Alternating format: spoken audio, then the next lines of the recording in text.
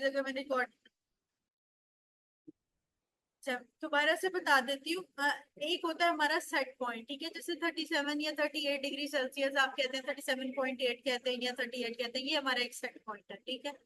अगर मैं इस सेट पॉइंट को ही बढ़ा दूं कि 37 38 is not the normal value, 40 is the normal value या 42 इज द नॉर्मल वैल्यू, तो जब टेम्परेचर इतने ज्यादा पे हमारा सेट पॉइंट ही इंक्रीज हो गया है, तो बेशक बाहर का टेम्परेचर 42 हो या 40 हो, मुझे स्वेटिंग नहीं हो, ठीक है, क्योंकि मेरा एक जो पॉइंट है सेट पॉइंट का वो ही बढ़ गया हुआ है, ठीक है।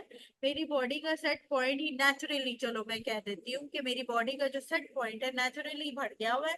और बाहर का टेम्परेचर बेशक 40 हो 42 हो, कोई बात नहीं, क्योंकि मैं उसके साथ कोप कर जाऊंगी, मुझे स्वेटिंग नहीं होगी बेशक जितना मर्जी टेम्परेचर बढ़ जाए। लेकिन अगर सेट पॉइंट 37 ही है, सिर्फ मेरी बॉडी का टेम्परेचर बढ़ा, ये नहीं है कि सबका ही सेट पॉइंट बढ़ गया, सिर्फ मेरी एक बॉडी का टेम्परेचर बढ़ा है, तो मेरी बॉडी उसको कूल डाउन करने के लिए, मेरी बॉडी अपना टेम्परेचर वापस लेके आने के लिए क्या करेगी, कूलिंग इफेक्ट करेगी। कूलिंग इफेक्ट में क्या आएगा, स्वेटिंग आएगी, ठीक है। तो स्वेटिंग करके मेरी बॉडी कूल डाउन करेगी ताकि मैं सेट पॉइंट तक वापस आऊंगा, ठीक है। तो इसमें ये दो कॉन्सेप्ट है। Question number 8, which receptor sense vibration, तो लो और हाई फ्रीक्वेंसी वाइब्रेशन है, Pacinian and Meissner's. Question number 9, low frequency vibration किससे होती है, मेजनर्स से। Question number 10, decrease for body temperature stimulates, जब भी बॉडी का टेम्परेचर कम होगा तो क्या होगा, शिवरिंग स्टार्ट हो जाएगी ताकि बॉडी का टेम्परेचर इंक्रीज हो। अब ये वो बात है कि बॉडी का टेम्परेचर सेट पॉइंट से कम होता है, तो शिवरिंग होगी ताकि बॉडी अपना टेम्परेचर जो है वो रीगेन कर ले। Question number 11, theta wave will appear in which of the following, तो नॉट रैम वन में थीटा वेव्स आती हैं, ठीक है। थीटा वेव के एमसीक्यूज आते हैं एंड वन के अंदर, एक तो थीटा वेव आती है और दूसरा थीटा वेव आती है जब कोई आपसे ये क्वेश्चनिंग वगैरह करे, ठीक है। तो एक दो ऐसे एमसीक्यूज आगे आएंगे थीटा वेव्स के। Question number 12, Pacinian corpuscle function is to detect high frequency vibration. 13, the neuron from substantia nigra pars compacta to striatum। अच्छा, ये जो न्यूरॉन्स का पाथवे है, इसको बेशक अभी रहने दें, न्यूरो एनाटॉमी में इसको डिस्कस करना है, ठीक है, पाथवे इसको, ठीक है। सब्सटेंशिया नाइग्रा से आपको पता है, एक चीज याद रखें, डोपामिनर्जिक न्यूरॉन सब्सटेंशिया नाइग्रा के साथ इसलिए भी हैं क्योंकि सब्सटेंशिया नाइग्रा अगर फंक्शन ना करे तो पार्किंसंस होता है, पार्किंसंस के अंदर डोपामीन जो है वो कम हो जाती है, ठीक है। तो सब्सटेंशिया नाइग्रा के साथ जो एसोसिएशन आती है, सब्सटेंशिया नाइग्रा के साथ वो डोपामीन आते हैं, ठीक है, और उसमें कमी की वजह से पार्किंसन हो जाता है, ठीक है। तो बाकी इसको डिटेल में जो है वो न्यूरो एनाटॉमी में डिस्कस करेंगे। Question number 14, alpha rhythm on EEG increase frequency due to what, तो लो जब कार्बन डाइऑक्साइड होगी। डिक्रीज फ्रीक्वेंसी के भी उन्होंने पॉइंट्स लिखे हुए हैं कि अल्फा रिदम कब कब कम होगा, और इंक्रीज फ्रिक्वेंसी के भी लिखे हुए हैं, ठीक है। इसमें जो ज्यादातर एमसीक्यूज आता है अलोंग विद हाइपोथर्मिया और कार्बन डाइऑक्साइड के साथ आता है, ठीक है। तो हाई कार्बन डाइऑक्साइड जब होगी अंदर ज्यादा, जब कार्बन डाइऑक्साइड अंदर ज्यादा रह रही है तो इसका मतलब है हाइपोवेंटिलेशन। उसके बाद जो है वो जब लो कार्बन डाइऑक्साइड है, that is a hyper ventilation condition, जिसमें वो ज्यादा निकल रही है। तो अल्फा वेव्स की फ्रीक्वेंसी कम होगी हाइपोवेंटिलेशन में और ज्यादा होगी हाइपर वेंटिलेशन में। दोनों वे में याद करना है कि कार्बन डाइऑक्साइड ज्यादा कम है तो अल्फा वेव्स आएंगी, या वेंटिलेशन ज्यादा कम है तो। और दूसरी चीज इंपॉर्टेंट याद करने वाली, इसमें हाइपोथर्मिया एंड हाइपरथर्मिया। अब सारी चीजें कम है, डिक्रीज फ्रीक्वेंसी में ग्लूकोज भी कम है, ग्लूकोकॉर्टिकॉइड की भी कम है, टेम्परेचर भी कम है, सिर्फ कार्बन डाइऑक्साइड ज्यादा और हाइपोवेंटिलेशन, ठीक है। और इंक्रीज फ्रिक्वेंसी में सारा कुछ ज्यादा है, हाइपरग्लाइसीमिया है, हाइपरथर्मिया है, हाई ग्लूकोकॉर्टिकॉइड है, लेकिन सिर्फ एक चीज कम है, that is the carbon dioxide, ठीक है। Question number 15, low carbon dioxide will cause which of the following effect, तो जब कार्बन डाइऑक्साइड कम हो जाती है तो सेरेब्रल ब्लड फ्लो कम हो जाता है, क्योंकि हमारे पास जो है वो सेंट्रल और पेरिफेरल रिसेप्टर्स होते हैं, ठीक है। और पीछे भी हमने सीवीएस के अंदर भी पढ़ा था कि जो हमारा ब्रेन है वो किसको किस मेटाबोलाइट को अफेक्ट करता है, क्या क्या अफेक्ट करता है ब्रेन को, कौन से मेटाबोलाइट्स?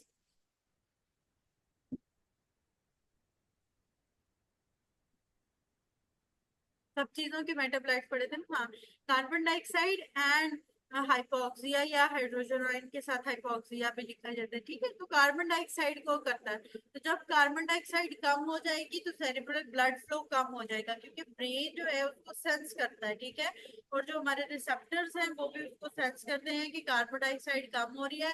फिर हाइपोक्सिया में जब जा रहा होता है तो फिर बॉडी में एक्टिवेशन होती है डिफरेंट सिस्टम्स की, ठीक है। और फिर जो है वो उसकी वजह से जो है वो ऑक्सीजन जो है वो या कार्बन डाइऑक्साइड बॉडी में उसको पूरा किया जाता है। इट मे बी कि इंस्पायरेशन एक्सपायरेशन ज्यादा कर दी जाए, रेस्पिरेटरी रेट बढ़ जाता है, की वजह से जो है वो ये बैलेंस हो जाता है। तो number 16, the class knife reflex is response of word. तो गॉल्जी टेंडन रिफ्लेक्स का जो एक्सेजरेटेड रिस्पॉन्स है उसको क्लास नाइफ रिफ्लेक्स कहा जाता है, ठीक है। एक नॉर्मली जो विड्रॉल रिफ्लेक्स है ना वो भी ये है, गॉल्जी टेंडन रिफ्लेक्स ही आता है, ठीक है। तो विड्रॉल रिफ्लेक्स के बाद क्लास नाइफ रिफ्लेक्स उसको इसलिए लिखा हुआ है, लेकिन वैसे नॉर्मली गॉल्जी टेंडन के साथ कौन सा है, विड्रॉल रिफ्लेक्स। आवाज डबल आ रही है मेरी? तो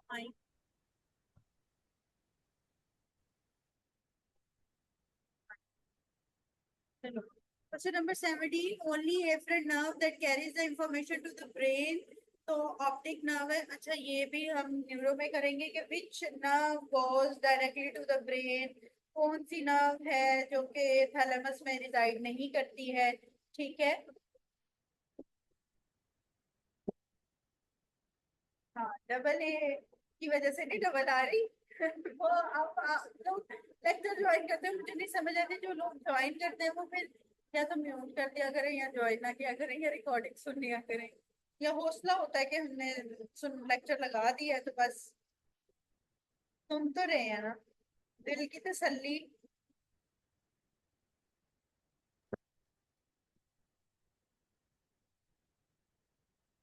2 मिनट बाद किसी का माइक ऑन हो जाता, पता नहीं, शायद दिल की तसल्ली है कि ऑन है, चलो।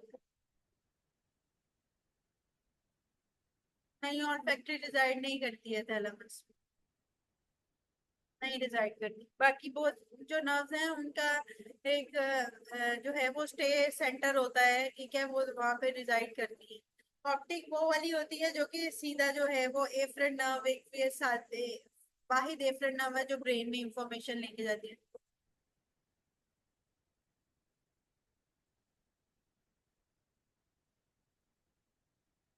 मैं करती हूँ, मैं एडमिन हूँ, मैं कर भी देती हूँ, लेकिन बार दफा एक तो ऑफ नहीं हो रहा होता, मैं म्यूट करती हूँ, वो साथ ही अनम्यूट हो जाता है।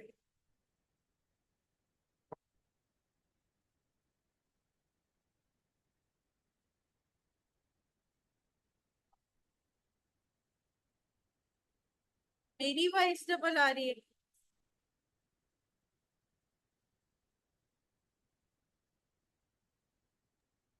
नहीं, आपकी आवाज सही आ रही है, शायद इनकी नेटवर्क में। ठीक है, ओके, थैंक यू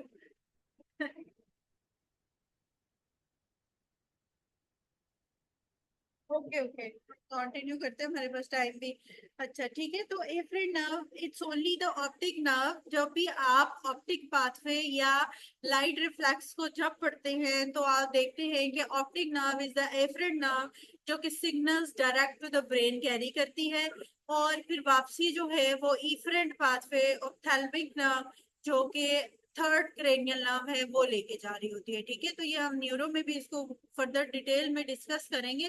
बस अब इतना याद कर लो कि ऑप्टिक नर्व एक ऐसी नर्व है जो कि डायरेक्ट एफरेंट लेके जा रही होती है information to the brain, and olfactory nerve is only nerve जिसका रिले सेंटर थैलेमस में नहीं, ठीक है। ये दो एमसीक्यूज मल्टीपल टाइम पूछे जाते हैं, इन दो नर्व में अक्सर ही कंफ्यूज कर जाते हैं बच्चे के इस दोनों में क्या फर्क है। तो olfactory is the only nerve जो जिसका रिले सेंटर थैलेमस में नहीं होता, और optic is the only nerve जिसका एफरेंट जो है वो डायरेक्ट ब्रेन में इंफॉर्मेशन लेके जाता है। Question number 18, the true. Nucleus of REM sleep is what? तो ये हमने कल भी किया था, लोकस सेरेब्रस। Question number 19, which of the following mechanism prevent heat loss? तो वेसोकंस्ट्रिक्शन जब भी बॉडी में होगी तो हीट लॉस प्रिवेंशन होगी। Question number 20, deep sea divers ascend suddenly to the surface which oxygen toxicity will occur and cause death? तो ये nitrogen oxygen होती है।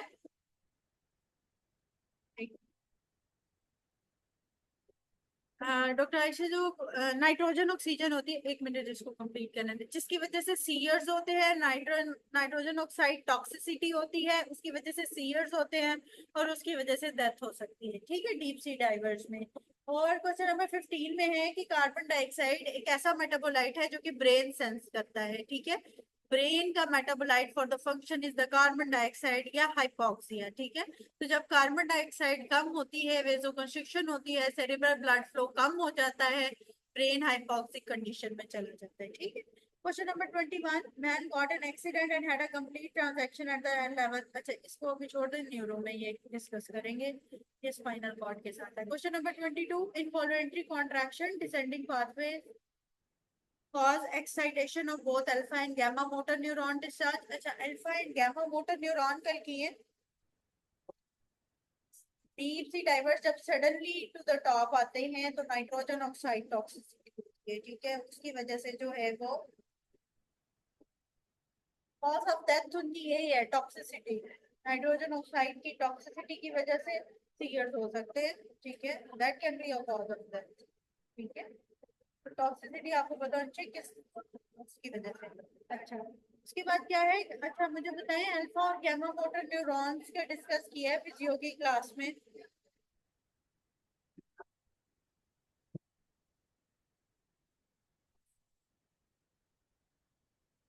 ठीक है, ओके फाइन, तो मुझे इसको एक्सप्लेन करने की जरूरत नहीं है, फिजियो की क्लास में इसका बहुत अच्छे से मैम ने आपको बता दिया होगा। अल्फा न्यूरॉन्स कौन से हैं, गैमा न्यूरॉन्स कौन से हैं, मसल स्पिंडल्स के साथ क्या है, गोल्जी टेंडन के साथ क्या है, तो वो आगे सारा उसमें एक्सप्लेन करते हैं। Question number 23, the study pressure detected by which of the following? तो रुफिनीज जो है रिसेप्टर्स हैं जो कि स्टडी प्रेशर को और जॉइंट के प्रेशर को सेंस करते हैं। Question number 24, disequilibrium response of autonomic nervous system shown in which of the following? तो ये मेनर डिजीज होती है, इसके अंदर डिसइक्विलिब्रियम रिस्पांस आता है, ईयर की डिजीज है जिसके अंदर इनर ईयर का थोड़ा प्रॉब्लम आता है, डिसइक्विलिब्रियम आता है, तो ये मेनर डिजीज है, इसमें वाइड। अब हाई पर हाइड्रोसिस के अंदर भी इस तरह का कोई सिम्टम नहीं आता, कुशिंग रिफ्लेक्स के अंदर सिम्टम नहीं आता, कुशिंग रिफ्लेक्स में बीपी का मसला आता है, ठीक है, ब्रेडिकार्डिया आ रहा है, हाइपोटेंशन आ रहा है, आईसीपी रेज आता है। हाइड्रोसेफलस के अंदर, हाइड्रोसेफलस में जो है वो पेशेंट का हेडेक आ सकता है, ठीक है, या मेनिंजाइटिस की वजह से अगर है तो फीवर आ सकता है साथ में, ठीक है। रेज्ड आईसीपी के भी इसी तरह ही सिम्टम्स आते हैं, हेडेक के मेनली हेडेक का सिम्टम आ रहा होता है, ठीक है, और अगर पीछे कोई कॉज हो तो उसमें। तो डिसइक्विलिब्रियम रिस्पांस जो है वो हमारा मेनस डिसीज के साथ आता है जिसमें इनर ईयर डिफेक्ट आता है। 25, विच of the following is the slow adopting receptor? तो हमारे पास जो रुफिनी रिसेप्टर है ये स्लो अडॉप्टिंग रिसेप्टर है। Question number 26, the forceful stretching of muscle is done which of the following prevent muscle tear? तो मैंने कल भी बताया था, जो extra damage of the muscle है, जो डैमेज ऑफ द मसल है उसको प्रिवेंट कौन करता है? Golgi tendon. Question number 27, the amount of heat loss from the body depends on what? Temperature of external environment, ठीक है। अगर टेम्परेचर एक्सटर्नल इन्वायरमेंट का बढ़ गया है, बॉडी ने कॉप अप करना है एसिटाइल कोलिन, करेक्ट। अच्छा, बॉडी ने कॉप अप करना है from with the external temperature, तो उसके अंदर जो है वो आपकी बॉडी जो है वो हीट जो है लॉस टेम्परेचर अपना नॉर्मल लेके जाने के लिए स्वेटिंग करेगी ताकि टेम्परेचर जो है वो सेट पॉइंट तक आ जाए, ठीक है। Question number 28, which of the following is release as the synapse between the incoming pain fibres and pain inhibitory fibres? अच्छा,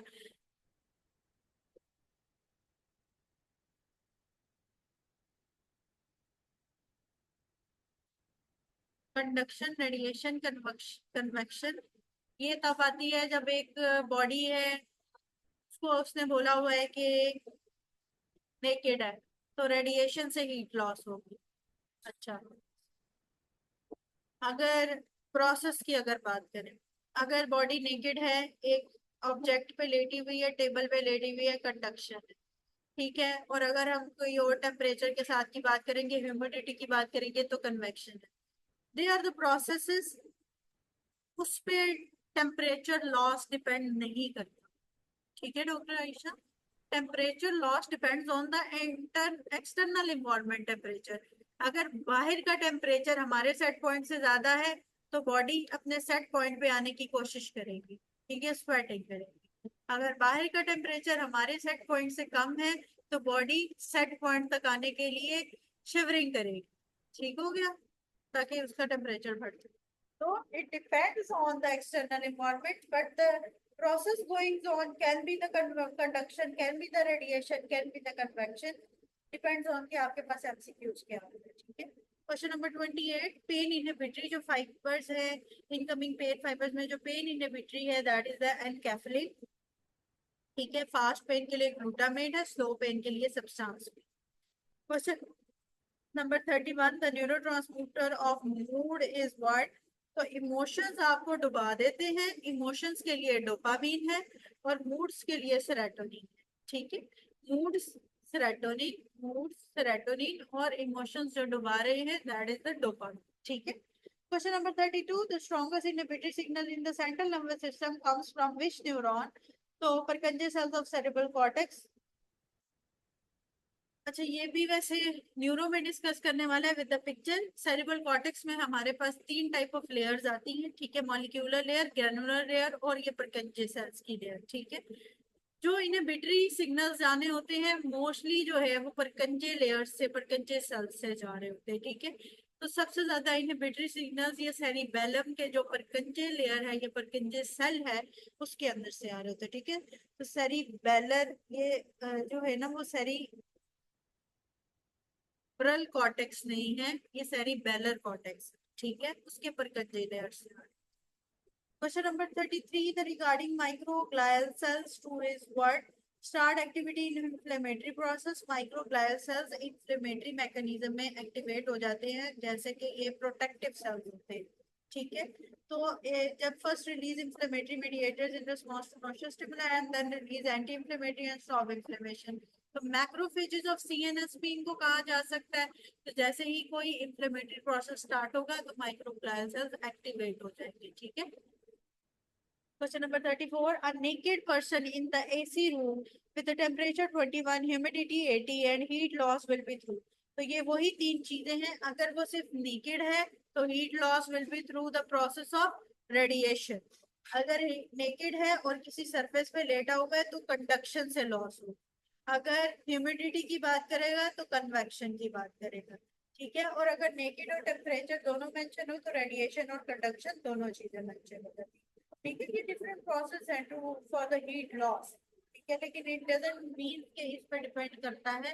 हीट लॉस डिपेंड तब करता है जब एक्सटर्नल एनवायरनमेंट से। Question number 35, the decrease in which neurotransmitter causes anxiety. अच्छा, गैबा inhibitory neurotransmitter है। ठीक है, जब भी आपको कोई चीज एक्स्ट्रा है, फॉर एग्जाम्पल वो आपके पास इसमें क्वेश्चन में लिखते हैं कि एक ऐसा न्यूरोट्रांसमीटर इनहिबिट हो गया है और पेशेंट को जो है वो सीयर्स आ रहे हैं। गैबा का बहुत अच्छा रोल है कि जो आपका प्रोसेस नॉर्मली चल रहा होता है ना, जहाँ पे इनहिबिशन कर रही है गैबा, वहां पे इनहिबिशन कर देता है। अगर एक चीज जो है वो एक्स्ट्रा में जा रही है तो इसका मतलब है कि गैबा जो इनहिबिटरी न्यूरोट्रांसमीटर है वो अपना रोल प्ले नहीं कर रहा। ठीक है, तो एंजाइटी एक नॉर्मल चीज से ज्यादा है। ठीक है, एक्स्ट्रा है। ठीक है, नॉर्मली एक पर्सन को एंजाइटी नहीं होती है, वो किसी स्ट्रेस को कोप अप कर लेता है, लेकिन जिनको एंजाइटी हो वो स्ट्रेस को कोप अप नहीं कर पाते हैं, तो वो एंजाइटी में उसमें इनहेंसमेंट आ जाती है। ठीक है, वो ज्यादा उसमें वो सारे जो है वो सिम्टम्स आने लग जाते हैं, राइट। तो अगर एक पेशेंट का गैबा इनहिबिटरी न्यूरोट्रांसमीटर एब्सेंट है तो उसको सीयर्स भी हो सकते हैं। तो अगर आपके पास एमसीक्यूज में सीयर्स है, एंजाइटी है, स्ट्रेस है, ठीक है, डिप्रेशन है, जो चीजें एक्स्ट्रा है from the normal process of the body, उसके अंदर जो है वो गैबा जो है अपना रोल प्ले नहीं कर रहा होता। ठीक है, क्योंकि ये इनहिबिटरी न्यूरोट्रांसमीटर। क्वेश्चन नंबर 36, ये हम कल कर चुके हैं। 37, the neurotransmitter of basal ganglia output is what. तो GABA 38 the bipolar neuron has how many dendrites. तो बाइपोलर जो होता है उसका एक एक्सॉन एक डेंड्रॉन होगा। ठीक है, सही है, फाइन। तो बाइपोलर के अंदर एक एक्सॉन एक डेंड्राइट होगा। ठीक है, एक डेंड्रॉन जिसे कहेंगे। ठीक है, और अगर उससे ज्यादा का होगा, ठीक है, तो उसके अंदर फिर उसके हिसाब से एक एक्सॉन दो डेंड्राइट हो जाएंगे। ठीक है, तो बाइपोलर के अंदर दो ही होते हैं, एक एक्सॉन का पोल होता है और एक डेंड्रॉन का पोल होता है। 39 about astrocytes action potential, what is true. तो एस्ट्रोसाइट्स के अंदर जो एक्शन पोटेंशियल है उसके अंदर जो है वो एक्स्ट्रा सेलुलर पोटाशियम जो है वो इंक्रीज होता है। ठीक है, तो दो चीजों में हमारे पास फर्क है। नॉर्मली हमारे पास एक्शन पोटेंशियल किस चीज से जनरेट हो रहा होता है, फेज 0 से 1 में हमारे पास कौन सा आ रहा होता है,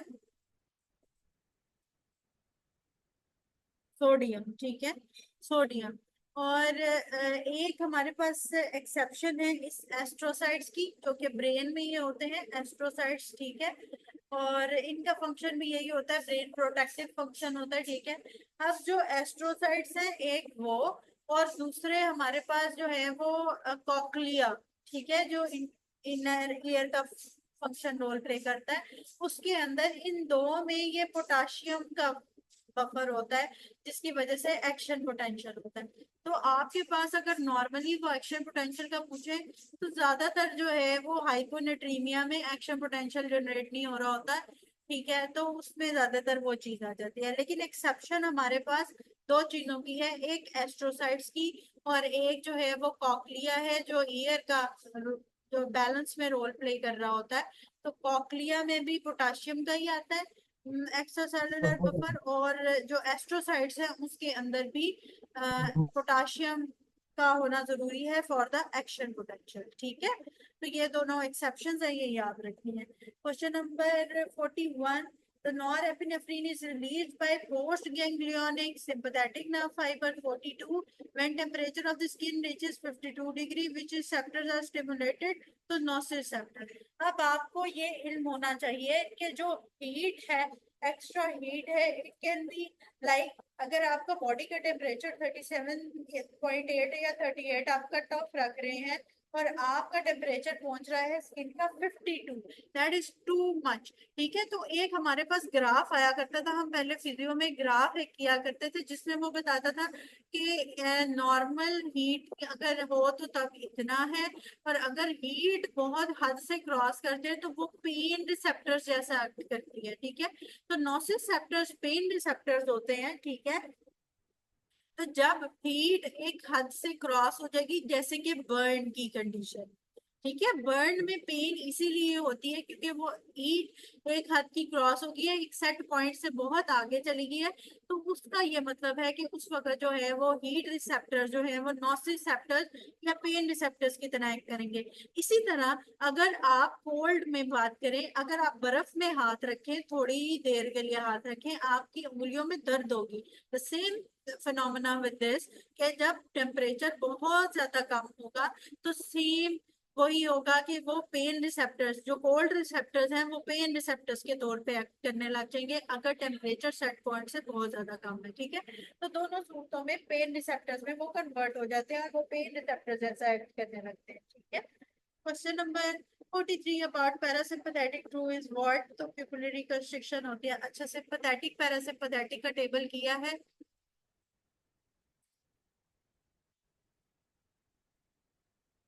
ठीक, fine. Question number 46. The chronic cold adaptation occurs through which of the following mechanism? तो chronically cold adaptation जो है वो brown fat generation की वजह से होती है। ठीक है, 47. The cerebral oxygen metabolic rate कितना है हमारे पास, 3 to 4 ml/minute/100 के हिसाब से। ठीक है, CSF के हमें पता होना चाहिए कि brain 20% of total body oxygen consume करता है। ठीक है, फिजोलॉजिकल इनडायरेक्ट, अच्छा ये मैं बीच में स्किप कर गई। Physiological indirect activity of brain is the pupillary reaction. ठीक है, अच्छा, प्यूपिलरी रिएक्शन के अंदर ना हमारे पास नॉर्मली क्या आ रहा होता है कि जब हम जो कंसेंशुअल मेथड करते हैं ना, जिसमें हम राइट आई में अगर हम डालेंगे तो हम लेफ्ट आई का भी चेक करेंगे, ठीक है। तो उसके अंदर ये हमारे पास जो है वो पिपुलरी रिएक्शन, ये पिपुलरी लाइट रिफ्लेक्स आ जाता है, जिसके अंदर indirect activity of the brain की आ रही होती है। मतलब आप अगर राइट आई में डाल रहे हैं तो ब्रेन जो है वो लेफ्ट आई को भी इनडायरेक्टली जो है वो कंस्ट्रक्ट कर रहा होता है, ठीक है। तो कंसेंशुअल मेथड जो उसमें कर रहे होते हैं, नॉर्मली हम कंसेंशुअल मेथड ना भी करें, हम राइट आई में डालते हैं तो लेफ्ट आई का जो है वो पिपल जो है वो कंस्ट्रिक्ट कर जाता है, ठीक है। तो ये जो है वो फिजियोलॉजिकल प्रोसेस है ब्रेन का, जो इनडायरेक्टली दूसरी आई को भी जो है वो रिस्पॉन्ड करता है, ठीक है। Question number 49. The sweat gland and piloreceptor muscles are cholinergic, postganglionic, sympathetic. 50. The withdrawal reflex is carried out by free nerve ending. ठीक है। फ्री नर्व एंडिंग्स उसको कैरी करती हैं, और करता कौन है? गोल्जी टेंडन ऑर्गन्स के थ्रू ये होता है, ठीक है। कैरी कौन कर रहा है? फ्री नर्व एंडिंग्स कैरी कर रही है। 51. The neuroendocrine response involves which part? तो न्यूरोएंडोक्राइन में हाइपोथैलेमस इन्वॉल्व होता है। 48 रिपीट है ना, इसको कल किया है, जो छोड़ रही हूँ वो रिपीट है। न्यूरो एंडोक्राइन रिस्पॉन्स क्या है? हाइपोथैलेमस है, क्योंकि हाइपोथैलेमस में आपके डिफरेंट एंडोक्राइनोलॉजिकल हार्मोन्स रिलीज हो रहे होते हैं, ठीक है। तो वो जो है वो आपका हाइपोथैलेमस मेंटेन करता है। अगर आप लोगों में से किसी ने मेरे साथ एंडो की हो, तो हमने डिफरेंट हार्मोन्स पढ़े थे, एंटीरियर पिट्यूटरी, पोस्टीरियर पिट्यूटरी, और उनको कौन कंट्रोल करता है? हाइपोथैलेमस, ठीक है। तो एंडो में जब हम पढ़ते हैं तो neuro endocrine response by the hypothalamus.